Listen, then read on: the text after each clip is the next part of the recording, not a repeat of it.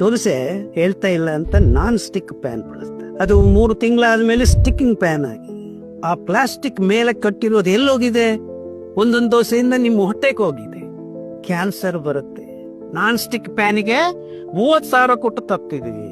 ಕಬ್ಬಿನ ಬಾಣ್ಲೆ ರಾತ್ರಿ ಎಣ್ಣೆ ಸವರ್ದು ಒಂದ್ ಸ್ವಲ್ಪ ಬಿಸಿ ಮಾಡಿ ನೀರು ಹಾಕಿ ಬಟ್ಟೆಯಿಂದ ಸರಿಸಿ ಒಂಚೂರು ಎಣ್ಣೆ ಹಂಗೆ ಅಟ್ಟಿ ಒಂದು 3 ದಿವಸ ಮಾಡಿದ್ರೆ ದೋಸೆ ಅದಷ್ಟು ಕದೆ ಹೇಳುತ್ತೆ. ಗರಿ ಗರಿ ಮಸಾಲೆ ದೋಸೆ. ಒಂದು ಹಿಡಿ ಉದ್ದಿನ ಬೇಳೆ 5ರಿಂದ 6 ಹಿಡಿ ನವಣೆ ಅಕ್ಕಿ ಹಾಕಿ ರುಬ್ಬಿ ಸಾಯಂಕಾಲ ಇಟ್ಟು ಬೆಳಗ್ಗೆ 5 ಗಂಟೆಗೆ ಎದ್ದು ನವಣೆ ದೋಸೆ ಹಾಕೊಳ್ರಿ. ಅದಷ್ಟು ಕದೆ ಎದ್ದು ಬರುತ್ತೆ. 2 ದೋಸೆ ತಿನ್ರಿ. ಇಲ್ಲ ನನಗೆ 10 ದೋಸೆ ತಿನ್ನೋ ಅಭ್ಯಾಸ ಇದೆ. ನವಣೆ ದೋಸೆ ನೀವು 10 ಅಲ್ಲ 20 ತಿಂದ್ರೂ ತೊಂದರೆ ಇಲ್ಲ. ಯಾಕಂದ್ರೆ ರಕ್ತಕ್ಕೆ ಗ್ಲೂಕೋಸು 5 ಗ್ರಾಮ್ಗಿಂತ ಜಾಸ್ತಿ ಬಿಡೋದಿಲ್ಲ.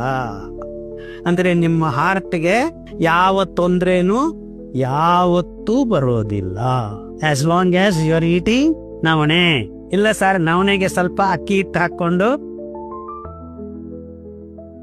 ತಿನ್ರಿ. ಅಕ್ಕಿ ತನ್ನ ಪಾಲು ಗ್ಲೂಕೋಸ್ ಅನ್ನ ದಿಢೀರಂತ ಬಿಟ್ಟು ಬಿಡುತ್ತೆ. ರಕ್ತ ಮಂದ ಆಗಿದೆ. ಸೊ ನೀವು ನವಣೆ ಆಮೇಲೆ ಎಷ್ಟು ತಿಂದ್ರು ಉಪಯೋಗ. ಅರ್ಥ ಆಗ್ತಾ ಇದೆಯಾ ಯಾಕೆ ಮಿಕ್ಸ್ ಮಾಡಬಾರದು ಅಂತ? ಹಂಗೆ ಈಗ 240 ಮಿಲೆಟ್ಸ್ ಇವೆ. ಒಂದೊಂದು ಮಿಲೆಟ್ ಅಲ್ಲಿ ಒಂದಷ್ಟು ಪ್ರಮಾಣ ನಾರಿನಾಂಶ ದೇವರು ಸುತ್ತಿದ್ದಾರೆ. ಮೋಸ ಏನಂದ್ರೆ ಇಲ್ಲಿ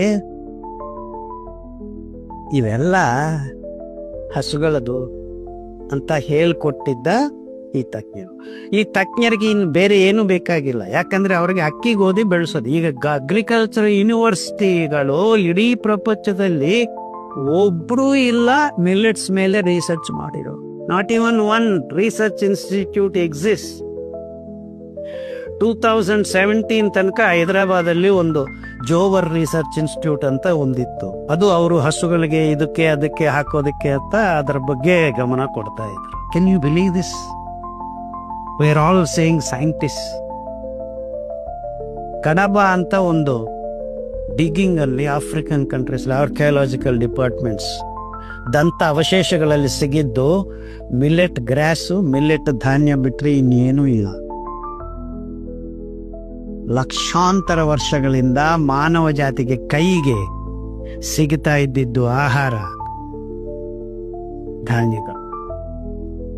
ತುಂಬಾ ಜನ ಈ ಸೋಕಾಲ್ಡ್ ಎಕ್ಸ್ಪರ್ಟ್ಸ್ ಮಾನವ ಹುಟ್ಟಿದ ತಕ್ಷಣ ಬೇಟೆ ಆಡಿ ಮಾಂಸ ತಿಂದಿದ್ದಾನೆ ಅಂತ. ಎಲ್ಲಿಂದ ಬಂತು ಹೇಳಿಯಾ? ಯಾವನೋ ಒಬ್ಬನು ಹೇಳಿದಾನೆ.